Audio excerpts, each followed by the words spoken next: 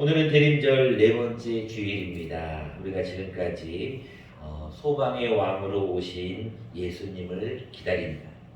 평화의 왕으로 오신 예수님 앞에 회개합니다. 사랑의 왕으로 오신 예수님을 함께 나눕니다. 우리가 지난주까지 초를 세 개를 켜며 이제 주님을 기다려왔습니다. 오늘 드디어 이제 네 번째 주일이 시작이 됩니다. 네 번째 주일의 의미는 어떤 왕으로 오신 그런 세 어떤 예수님에 대해서 이제는 만남의 의미입니다. 그리고 화해의 의미예요. 이제 곧 예수님을 만날 시간이 가까웠다는 그 만남에 대한 의미로서 초 네 개를 온전히 다 점화하면서 이제 곧 예수님을 만날 것을 기대하는 그러한 시간을 가지려고 합니다. 먼저 초를 점화하고 나서 말씀을 이어가도록 하겠습니다.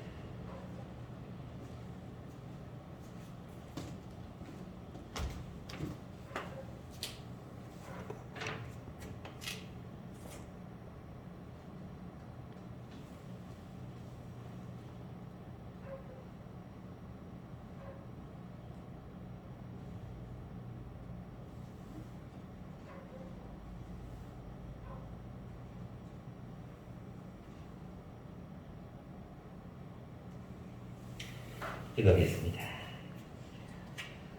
사랑의 주님, 이 땅의 소망의 왕으로 오신 예수님을 우리가 기다리며 한 달 전부터 대림절을 보냅니다. 이제 그 소망의 왕으로 오신 예수님을 기다리던 때가 되어서 이제는 아버지 하나님, 우리가 예수님을 만나기 위한 귀한 초 네 개를 켰습니다. 이제 곧 예수님과 만나는 그 시간을 우리가 기대하며 예수님을 만났을 때 우리가 기쁜 얼굴로 만나는 기쁘다 구주 오셨네라고 외칠 수 있는 귀한 한 주가 되게 하여 주시옵소서. 만나서 아버지 우리들의 마음 가운데 평안이 있게 하시고 만나서 우리들의 마음 가운데 화해가 있게 하시며 만나서 우리가 하나 될 수 있는 주님의 성탄의 의미를 잘 기억하는 우리 모두 되게 하여 주시옵소서. 감사하고 이 모든 말씀 예수님 이름으로 기도합니다. 아멘.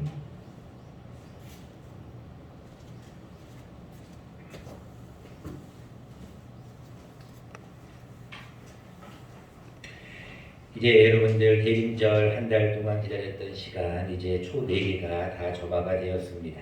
금주 토요일 날 우리가 이제 드디어 예수님과 함께 만나는 그런 성탄절을 우리가 보내게 됩니다. 매년 우리가 그래왔지만 성탄절 예배를 당연히 드리고요. 우리가 코로나로 인해서 지금 성탄 전야 행사와 전야 어떤 나눔을 가지지 못하지만 여러분들의 마음 가운데 또 가정에서 귀한 성탄의 기쁜 소식을 나누다가 25일 날 함께 예배를 드리면 좋을 것 같습니다. 본문은 이제 헤로드 왕 때 예수님께서 베들레헴에서 탄생하신 내용이 기록이 됩니다. 1절입니다. 헤로드 왕 때 예수께서 유대 베들레헴에서 나시매라고 기록합니다. 사실은 우리가 12월 25일은 예수님의 탄생일이라는 역사적인 근거는 없습니다. 그래서 사실은 크리스마스라는 이 개념을 약간 상업적인 차원에서 날짜를 정한 것 또한 우리가 인정은 합니다. 정확한 날짜를 어느 누구도 알 수가 없기에 그러나 우리가 교회력으로 12월 25일을 성탄절로 정하자는 어떤 교회 내의 어떤 절기에 따라서 우리가 성탄절을 보내게 됩니다. 중요한 것은 예수님의 탄생은 분명한 사실이기 때문에 우리가 그 시기는 정확한 날짜는 알 수는 없지만 교회력에 의한 그런 탄생의 의미임을 여러분들이 기억하시면 좋겠습니다. 중요한 것은 그 예수님의 베들레헴에서 탄생하실 때 일어난 여러 가지 사건들이 있는데 오늘은 본문에 보니까 저 동방에서 박사들이 예루살렘에 오게 되는 사건이 기록이 돼요. 여러분 박사들 밑에 1번 각주에 이렇게 적혀 있죠. 점성가들이라고 적혀 있어요. 쉽게 말하면 이들은 우리가 말하는 어떤 그런 공부를 많이 해가지고 받은 박사, 석사 이런 개념이 아니라 점성가들이에요. 동방에 있는 어떤 점성가들이 별을 보고 와서 별에 지금 갑자기 뭔가가 딱 달라지는 거예요. 이 점성 말 그대로 점을 치는데 별석자잖아요. 별을 보고 점을 치는 그런 자들이기 때문에 별이 갑자기 뭔가가 달라진 것을 발견한 것 같아. 그래서 저 멀리 동방에서부터 예루살렘까지 오게 됩니다. 자, 유대인의 왕으로 나신 이가 어디 있느냐? 우리가 동방에서 그의 별을 보고, 즉 예수님의 별이 있다는 거예요. 어떤 뭐 북두칠성과 같이 예수님이 어떤 향하신 그 별을 어떤 표시하는 게 있나 본데, 그 별을 보고 우리가 경배하러 왔다라고 그들이 외칩니다. 그때 3절 말씀처럼 온 예루살렘이 듣고 소동합니다.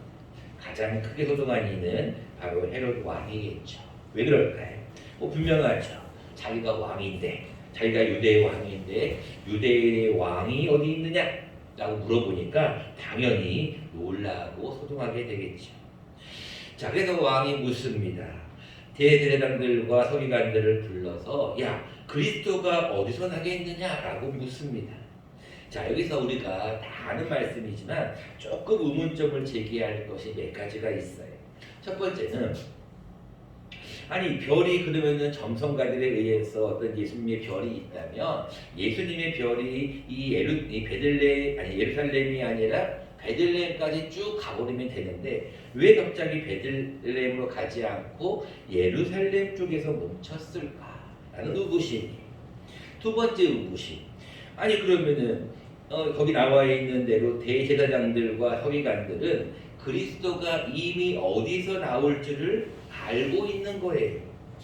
5절에 이렇게 얘기하고 있습니다. 이르되 유대 베들레헴이오니 라고 그들이 얘기를 해요. 그게 무슨 얘기예요? 이미 대제사장들과 서기관들은 예수님이 태어날 곳을 이미 알고 있었다는 거예요. 참 의아심이죠. 동방의 박사들이 왔을 때 왜 별은 베들레헴까지 가지 않고 예루살렘에 멈췄을까? 그리고 두 번째는 그들도 역시 베들레헴이라는 것을 알고 있었을 텐데도 왜 그들은 아무런 준비를 하고 있지 않았을까에 대한 의구심입니다. 조금은 여러분들이 성지순례를 가보면 그 의구심이 조금 풀리는데 사실은 이 예루살렘에서 베들레헴까지의 거리는 그렇게 멀지 않습니다. 차로 가도 한 20분 전후 정도, 한 거리상으로 한 8, 9km밖에 되지 않아요. 그러니까 물론 거기 넘어가려면 팔레스타인 지역이기 때문에 약간 이게 경계를 서기 때문에 조금 통과하는데 시간이 걸려서 그렇지 옛날 그 당시에 어떤 그런 통과하는 어떤 그런 절차가 없었다면 걸어서도 한 1시간 조금 더, 쉽게 말하면 우리 여기서부터 교회에서부터 하면은 평택역 너무 가깝고 한 지제역 정도 거리밖에 안 돼요. 그러니까 여러분이 별이라는 것이 높은 곳에 있다 보니까 아마 동방의 박사들은 이 예루살렘이 수도니까 예루살렘에 아마 예수님이 태어난 것 같다라고 추측을 한 것 같아요. 다시 말하면 유대 베들레헴하고 예루살렘하고 그렇게 멀지 않은 거리다라는 것을 여러분들이 기억하시면 조금 이해가 쉽습니다. 두 번째 의심인 대제사장들과 서기관들은 이미 베들레헴에 태어날 것을 알고 있었는데 왜 그들은 아무 생각을 하지 않았을까? 거기에 대한 해답은 역시 7절에 나옵니다. 이에 헤롯이 가만히 박사들을 불러 별이 나타난 때를 자세히 묻고 라고 기록하고 있어요. 자, 그러니까 또 여기서 의구심이 또한 풀리죠. 여러분들 말라기 선지자 이후에 더 이상 선지자가 일어나지 않습니다. 즉 400년 동안 세례 요한이 나오기 전까지는 암흑기가 이루어지게 돼요. 다시 말하면 아무런 선지자가 없는 그런 상황에서 베들레헴이라는 곳은 알고 있었지만 그때가 너무나 오랜 시간이 지나갔어요. 다시 말하면 바벨론에서 포로로 돌아온 이후에 그들이 페르시아의 어떤 포로를 지나서 로마의 어떤 지배를 받기까지 그들은 계속해서 메시아 대망론, 메시아를 기다리고 있었거든요. 근데 그때가 너무나 안 오는 거예요. 1년, 10년, 100년이 지나도 아무런 변화가 없는 거예요. 징조가 보이지 않아요. 예를 들어서 요한과 같이 어떤 선지자라도 나왔으면 혹시 그가 메시아인가 라고 생각을 했을 텐데 400년이라는 기간 동안에 아무도 나타나지 않는 거예요. 그러니까 이들은 알고 있었지만 도대체 그 때가 언제인지를 기다리다 지쳐있는 그런 상황으로 우리가 유추해보면 좋을 것 같아요. 자, 중요한 것은 동방 박사들의 출현으로 헤롯 왕과 예루살렘이 소동이 일어납니다. 왜? 드디어 이제 그렇게 기다리고 또 기다렸던 메시아가 탄생했다는 거예요. 우리가 별을 보고 왔다는 거예요. 그러니까 헤롯이 와서 이렇게 얘기합니다. 8절입니다. 베들레헴으로 보내며 이르되 가서 아기에 대해 자세히 알아보고 찾거든 내게 얘기를 해달라. 내가 그에게 경배하게 하겠다라고 얘기합니다. 자, 그리고 나서 말을 듣고 보니 별이 앞에서 문득 인도하여 갑니다. 9절 말씀입니다. 박사들이 왕의 말을 듣고 갈새 동방에서 보던 그 별이 문득 앞서 인도하여 갑니다. 다시 말하면 예수님의 나타나는 그 별이 움직였다는 거예요. 여러분들이 또 이것도 가끔씩 이 별이 어떻게 움직일 수가 있어요? 별이 약간 움직일 수도 있잖아요. 떨어지기도 하고. 자, 이 별이 움직이는 거에 대해서 여러분 구약시대의 구름기둥이나 불기둥을 생각하시면 조금 이해가 쉬울 것 같아요. 별이 어디로까지 움직이냐면 아기 있는 곳 베들레헴에 딱 머무릅니다. 자, 그들이 별을 보고 한 행동이 나옵니다. 첫 번째는 매우 기뻐했는데 얼마나 크게 기뻐했냐면 매우 크게 기뻐하고 기뻐하더라. 얼마나 기뻤는지 몰라요. 그렇게 기다리고 기다렸던 그것도 유대 사람들도 아닌 이방인 동방의 박사들이 너무나 기뻐해서 그들이 가지고 온 황금 유향 모략을 예수님께 드렸다라는 내용이 오늘의 본문입니다. 여러분들도 뭐 이미 아시는 이 말씀이고 매년 성탄절마다 여러분들도 듣는 말씀이기 때문에 다 아는 내용이어서 본문 설명은 이 정도로 마치려고 합니다.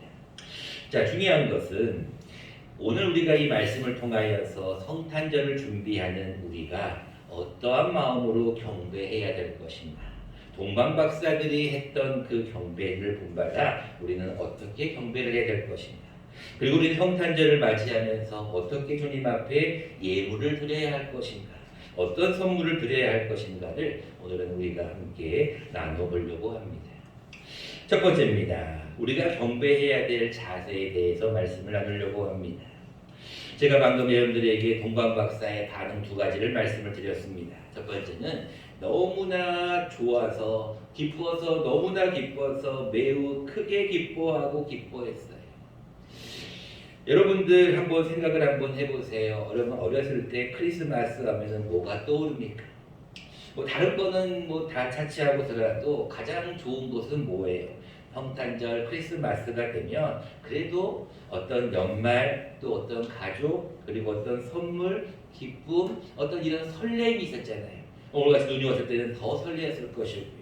많은 산타크로스 같은 캐롤송이나 많은 어떤 휘황찬란한 어떤 불빛을 보면서 야 크리스마스 연말과 더불어 좋은 날 이날만큼은 선물 받는 날이라는 어떤 그런 생각을 가졌잖아요. 근데 우리가 예수님을 믿고 난 다음에 우리는 성탄절 하면은 앞에 있는 현수막처럼 기쁘다 구주 오셨네. 우리가 기뻐하는 건 선물이나 어떤 외식이나 어떤 즐거움보다도 예수님이 오심을 기뻐하는 거예요. 점점 어른이 되어가면 갈수록 우리 마음 가운데 기쁨이 사라져가고 있지는 않는가 한번 생각을 해보았습니다. 우리가 함께 성탄 전야 행사를 한 2년 정도 제가 와서 같이 하면서 우리가 같이 기뻐하고 축하하고 가족별로 구역별로 찬양했던 그 영상을 다시 한번 보면서 야 그때는 참 이런 것도 있었구나. 근데 지금은 보이지를 못하는 어떤 그런 것으로 인하여서 좀 안타깝다라고 하면서도 성탄절에 대한 기쁨이 내 마음속에 정말로 있는가를 한번 생각해 봅니다. 두 번째 그 박사들의 반응은 엎드렸다는 거예요. 여러분 엎드릴 사람에게 엎드리면 당연한 거죠. 예를 들어서 높은 사람, 거기 당시에 대제사장이나 서기관이나 바리새인들에게 엎드리는 거는 당연한 거잖아요. 근데 여러분 아주 누추한 마국간에 어느 누구도 찾아오지 않는 것. 그 당시에 여러분 베들레헴이라는 지역이 지금도 그렇게 발달되어 있지 않아요. 그냥 낙후되어 있는 그런 동네의 동네. 그냥 여러분들이 그냥 이런 시골 같은 그런 동네 아무것도 없어요. 근데 그곳에 마국간에서 어떤 한 어머니와 아버지와 아기가 그냥 그것도 마국간에서 있는 걸 보고 어떻게 엎드릴 수가 있겠어요? 여러분 한번 생각을 해보세요. 기뻐하는 것은 그들의 마음이라고 하지만 그들의 행동에 엎드렸대요. 그리고 엎드린 것 더불어서 그들에게 보배합을 열어서 황금, 유향과 모략을 예물로 드렸대요. 자, 저는 이 경배의 자세에서 가장 중요한 것이 기쁨도 포함이 되고 엎드리는 것도 포함이 되고 선물도 포함된다고 생각합니다. 그런데 가장 중요한 경배의 자세를 저는 어디서 찾느냐면 12절에서 찾습니다. 자, 12절 말씀을 다시 한번 보겠습니다. 그들은 꿈에 헤로데게로 돌아가지 말라 지시하심을 받아 다른 길로 고국에 돌아가니라 라고 기록하고 있어요. 여러분, 경배에 대한 가장 큰 자세, 기본적인 자세는 순종입니다. 여러분들 가만히 생각해 보세요. 기쁜 마음은 그들의 개인적인 마음이라고 치부하자고요. 그리고 그들의 점성술에 의하여서 그들이 생각했던 이 누추하지만 이 아기가 왕이라고 생각하여서 선물을 드렸어요. 자, 그것은 그들의 개인적인 성격, 그들의 생각, 그들의 행동이라고 우리가 생각할 수 있어요. 그런데 문제가 하나 생겨요. 그것은 뭐냐면 헤롯이라고 하는 유대인의 왕이 분명히 이렇게 얘기했거든요. 베들레헴으로 보낼 때 이렇게 얘기합니다. 8절 말씀을 다시 보시기 바랍니다. 베들레헴으로 보내며 이르되 가서 아기에 대해 자세히 알아보고 찾거든 뭐라고 기록하고 있어요? 내게 고하라 라고 얘기했어요. 자, 그런데 12절 말씀에 그들은 꿈에, 자, 꿈은 누구에서 나타났을까요? 하나님의 사자가 분명히 나타났겠죠. 13절에 보면 분명히 그 주의 사자 나오니까. 자, 하나님의 사자가 헤로데게로 돌아가지 말라라고 지시를 했어요. 자, 여러분 같으면 지금 살아있는 실제 권력인 헤롯 왕이 내게로 와서 보아라라는 이 얘기와 꿈에, 그것도 그냥 자기들이 믿지 않는 어떤 신인지 모르지만 어떤 꿈에 헤로데게로 가지 말라라고 하는 지시를 들어봤다고 생각해 보세요. 여러분들은 어느 길을 선택하시겠습니까? 여러분, 경배라고 하는 것은 그런 거예요. 하나님은 살아계시지만 보이지를 않습니다. 그런데 우리는 하나님 앞에 예배를 드리잖아요. 왜 하나님 앞에 예배를 드립니까? 살아있는 어떤 큰 우상들에게 예배를 하거나 북한처럼 살아있는 어떤 인물에게 예배를 하면 좋은데 우리는 왜 하나님 앞에 예배를 드립니까? 하나님은 지금도 우리와 함께 계시는 살아계시는 분이심을 우리가 믿기 때문에 그러는 거예요. 마찬가지입니다. 경배의 가장 기본적인 자세는 하나님이 말씀하시면 그것을 우선적으로 따르는 게 경배예요. 여러분, 예배라는 거, 경배라는 거 늘 말씀을 드리죠. 예를 갖추어 하나님 앞에 절하는 게 경배입니다. 하나님 앞에 올려드리는 게 경배예요. 근데 하나님이 보이지 않잖아요. 헤롯은 지금 살아서 지금 시퍼렇게 눈을 뜨면서 지금 공방 박사가 언제 오나 기다리고 있었을 거 아니에요. 근데 그들이 만약에 다른 길로 도망갔다라고 고국으로 다른 길로 가버렸다는 얘기를 들었을 때 헤롯 왕이 가만히 있었겠어요? 2살 이하의 아이를 다 죽였을 정도의 괴팍성을 가지고 있는 잔혹성을 가지고 있는 헤롯 왕이 가만히 있었겠어요? 분명히 동방이 아니라 어디라도 쫓아가서 분명히 그들을 처치했을 거라고요. 그럼에도 불구하고 동방 박사들은 꿈에 나타난 그 지시를 받아 따르는 거예요. 똑같은 말씀입니다. 13절 말씀을 보세요. 본문에 있지 않았지만 그들이 떠난 후에 주의 사자가 요셉에게 현몽하여 이릅니다. 헤롯이 아기를 찾아 죽이려고 한다. 빨리 일어나 아기와 어머니를 데리고 애굽으로 피하라. 자, 여러분들 요셉도 마찬가지입니다. 꿈에 주의 사자가 나타나서 헤롯이 너와 아기를 죽이려고 한다. 빨리 애굽으로 피해라. 우리 같으면은 에이 그냥 그런가 보다, 아니면 또 개꿈인가 보다 라고 생각할 수도 있지만 요셉의 행동을 보세요.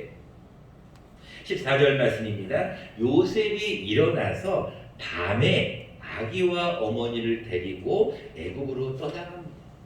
여러분, 지금같이 어떤 교통편이 있는 게 아니에요. 밤 되면은 아무런 데 갈기가 쉽지 않은 곳이에요. 애굽이 머나먼 곳입니다. 근데 요셉은 그 꿈을 듣고 주의 사자의 명령을 듣고 바로 순종하는 거예요. 여러분, 예배라는 것은 그런 것입니다. 지금 내가 형편이 어렵습니다. 지금 내가 상황이 어렵습니다. 내가 지금 예배드리기가 환경이 있습니다. 그럼에도 불구하고 내가 순종하고 나오는 것이 진정한 예배라는 것이. 그런 의미에서 하나님은 우리에게 그렇게 순종하는 자에게 무엇을 주십니까? 하나님은 우리에게 반드시 복을 주셔요. 그러니까 여러분들 결국은 그 예수님도 애굽으로 도망가 피하지 않았다면 다 죽었을 거 아니에요. 여러분 순종에 대한 복은 여러분 나중에 집에서 한번 읽어보시면 굉장히 도움이 될 말씀이 있어요. 그것은 신명기 28장 말씀입니다. 내가 내 하나님 여호와의 말씀을 삼가 듣고 내가 오늘 내게 명령하는 그 모든 명령을 지켜 순종하면 내가 너를 모든 민족 위에 뛰어나게 하시겠다. 아마 여러분이 많이 들어보셨던 그런 말씀이 뭐 머리가 되게 하고 꼬리가 되지 않, 다 여러분 그 신명기에 나오는 말씀이거든요. 자막을 보면서 함께 말씀을 한번 보도록 하겠습니다. 시작. 내가 내 하나님 여호와의 말씀을 청종하며 이 모든 복이 내게 임하며. 그 다음 말씀도 보면요, 성읍에서도 복을 받고 들에서도 복을 받고 내 몸의 자녀와 내 토지의 소산과 짐승의 새끼와 광주리와 떡반죽 그릇까지 들어가도 복을 받고 나가도 복을 받고 머리가 되고. 여러분 이게 어떤 자에게 주시는 복이냐면 하나님 말씀을 청종하면 복이. 청종이 뭐예요? 잘 듣고 순종한다는 거예요. 여러분 예배라는 것은 그런 겁니다. 하나님 앞에 내가 상황이 돼요. 시간도 되고 여건이 돼요. 그럴 때 하나님 앞에 예배 드리는 것은 다 할 수 있는 겁니다. 그 하나님 앞에 내가 지금 그러지 못할 상황일지라도 하나님 앞에 예배 드릴 때 하나님은 그 순종을 보시고 우리에게 복을 주신다는 것입니다. 두 번째입니다. 그럼 우리가 이제 예물 드림에 대한 자세를 함께 나누려고 합니다.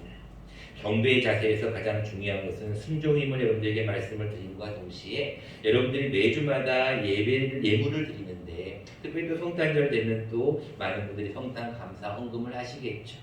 여러분 예물 드림에 있어서 제가 시간 관계상 다 말씀을 못 드리겠고 예물 드림의 가장 기본적인 자세 한 가지만 말씀을 드리면 여러분 예물을 드릴 때는 꼭 준비해서 드리셔야 돼요. 그냥 가지고 있는 지갑에서 또 생각 없이 그냥 헌금하는 것은 하나님 별로 기뻐하지 않습니다. 왜 준비하여 드리라고 하느냐? 이유는 한 가지입니다. 하나님은 우리의 마음을 갖기를 원하시기 때문에 그래요. 여러분 고린도후서에 하나님은 즐겨내는 자를 사랑하신다고 기록하고 있는데 하나님은 돈을 헌금을 많이 하는 자를 사랑하시는가? 여러분 예수님이 뭐라고 말씀하시냐면 50데나리온 빚진 자와 500데나리온 빚진 자가 있대요. 그래서 두 사람이 다 빚을 못 갚을 것 같대요. 그래서 주인이 둘 다를 다 탕감해 줬어요. 자, 그런데 예수님이 질문을 합니다. 야, 베드로야, 이 두 사람 중에 누가 더 나를 사랑하느냐? 뭐 다 아는 얘기죠. 우리가 뭐 모르는 사람이 누가 있겠어? 아니 여러분 생각해 보세요. 100만 원 빚진 자하고 1억을 빚진 자가 있었는데 둘 다 탕감해 줬다니까요. 100만 원 빚진 자가 탕감받은 거는 그냥 운이 좋았나 보다. 근데 여러분 1억을 빚졌는데 탕감을 받았어요. 할렐루야 아닌가요? 마찬가지. 근데 이게 뭐라고 얘기하시냐면 맞다 너 말이 500데나리온 빚진 자가 더 큰 은혜를 받은 거고 더 사랑을 받지 않겠느냐. 여러분 이 모임이 마지막으로 뭐라고 얘기하시냐면 베드로에게 사랑을 하는 자는 많이 탕감받은 자, 다시 말하면 사함을 받은 자가 적은 자는 사랑함도 적고 사랑함이 큰 자는 탕감함이 큰 자, 사함이 큰 자는 사랑함도 크다라고 얘기해. 그 탕감에 대한 비유를 통해 예수님은 너가 정말로 사랑하고 있는가에 대한 사랑의 마음을 얘기하고 있거든요. 예물도 마찬가지. 하나님 앞에 드릴 때 그냥 드리지 말고요. 준비하라는 거예요. 제가 여러분들에게 추수 감사절 때 말씀을 드렸죠. 그냥 헌금하지 마시고 뭘 하나 적어보라고 그랬잖아요. 순종하신 분이 몇 분 계셔요. 중요한 것은 여러분들의 마음이 거기에 들어가 있다는 거예요. 이번 성탄절 헌금도 마찬가지입니다. 그냥 여러분들이 액수가 중요한 게 아니에요. 하나님 앞에 내가 무엇을 드릴까에 대한 말씀이에요. 여러분 마태복음 바로 앞에가 말라기가 있으니까 말라기 1장을 잠깐 읽고 말씀을 마무리하고자 합니다. 말라기 1장입니다. 마태복음 바로 앞에 말라기가 있으니까 여러분들 찾아보시기 바랍니다. 말라기 1장 11절입니다. 만군의 여호와가 이르노라 해 뜨는 곳에서부터 해 지는 곳까지의 이방 민족 중에서 내 이름이 크게 될 것이라. 각 처에서 내 이름을 위하여 분향하며 깨끗한 제물을 드리리니. 자, 분명히 뭐라고 얘기하시냐면 하나님께서 깨끗한 제물을 드리래요. 그럼 여러분 깨끗한 제물 도대체 무엇인가? 12절에 보니까 내 이름을 더럽히는 자가 있다는 거예요. 어떤 것이 깨끗하지 못하고 이름을 더럽히는가? 우리 13절 말씀을 같이 한번 읽어보겠습니다. 말라기 1장 13절 말씀입니다. 마태복음에서 몇 장만 넘기시면 바로 말라기가 있습니다. 1장 13절입니다. 같이 읽겠습니다. 시작. 만군의 여호와가 이르노라. 너희가 또 말하기를 이 일이 얼마나 번거로운고 하며 코 웃음치고 훔친 물건과 저는 것 병든 것을 가져왔느니라. 너희가 이같이 봉헌물을 가져오니 내가 그것을 너희 손에서 받겠느냐. 이는 여호와의 말이니라. 여러분, 하나님 앞에 헌물을 드리건 헌금을 드리던 코 웃음 치면서 이 번거롭다는 얘기가 무슨 얘기냐면 구약 시대에는 하나님 앞에 예물을 드리려면 살아있는 짐승을 죽여야 되잖아요. 지금처럼 헌금 얼마가 아니라 죽여야 된다는 거예요. 얼마나 짐승을 죽이는데 번거롭겠어요. 그러니까 이게 되는 거예요. 그냥 훔치자. 그냥 저는 것 병든 것을 가지고 가자. 14절 말씀 똑같은 말씀이 있습니다. 짐승떼 가운데에서 수컷이 있거늘 그 소원하는 일에 어떤 걸 가지고 오냐면 흠 있는 것으로 속여 내게 드리는 자는 저주를 받는데. 하나님 앞에 내가 11조를 한 달에 얼마큼 해서 벌었습니다. 그걸 드리는 거죠. 하나님 앞에 흠 있는 것으로 속여서 저는 것 병든 것을 가지고 오면 하나님이 받겠냐는 거예요. 여러분 생각해 보세요. 그럼 하나님은 좋은 것, 어떤 병들지 않는 것, 어떤 절지 않은 것, 좋은 안전한 것들을 하나님이 받으시려고 하는 것인가? 하나님이 뭐라고 말씀하시냐면 깨끗한 제물은 너희 마음 가운데 준비된 것이에요. 준비된 것. 각각 그 마음에 정한 대로 할 것이요 억지로나 인색함으로 하지 말라는 말씀과 이어지는 겁니다. 여러분, 하나님 앞에 예물을 드릴 때는 내 마음을 드리는 거예요. 마음. 액수가 중요한 게 아니라 외국 가업을 드리던 아시잖아요. 하나님이 돈이 없어서 여러분들의 얼마를 받으시려고 하는 게 아니라는. 여러분 예물을 드릴 때는 꼭 그래서 작은 액수라도 준비하는 게 필요해요. 우리 교회들은 아직 그런 분을 잘 못 봤지만 전에 있던 교회에서는 항상 새 돈을 준비해 갖고 하나님 앞에 드리는 분을 봅니다. 그게 물론 뭐 중요합니까? 별로 안 중요할 수도 있어요. 근데 저는 거기에서 무엇을 보냐면 그 성도의 마음을 보는 거예요. 아, 매주마다 깨끗한 돈을 은행 가서 바꿔서 헌금을 드리는군. 여러분, 하나님은 우리에게 좋은 걸 드리라는 게 아니에요. 준비돼서 내가 할 수 있는 최선의 것을 드리라는 것이 우리가 예물 드림의 자세입니다. 다시 동방박사로 넘어가 봅시다. 여러분, 동방박사가 헌금을 준비하는 것 쉬웠을까요? 여러분, 유향이 뭔지 아세요? 유향은 제사를 드릴 때, 특히 소제를 드릴 때 드리는 유향, 향수의 향수. 여러분, 향수 드릴 때, 여러분 향수 한 방울 딸 때 여러분 간단합니까? 쉽지 않아요. 지금은 돈 주고 사면 되지만 그 당시에 유향을 준비하려면 얼마나 힘들었는지 몰라요. 여러분, 모략이 뭔지 아세요? 모략은요, 방부제와 같은 값진 기름입니다. 기름이에요. 여러분, 기름 짜보셨잖아요. 기름 한 방울 짤 때 어때요? 간단합니까? 안 간단해요.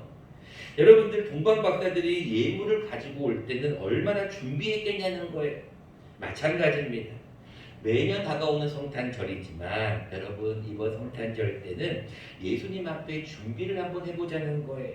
무엇으로 준비할까요? 그것은 여러분들의 마음입니다. 하나님 앞에 중요한 것은 예물을 드릴 때 하나님이 기뻐하시는 예물을 드리는 것이 필요하다고 생각합니다.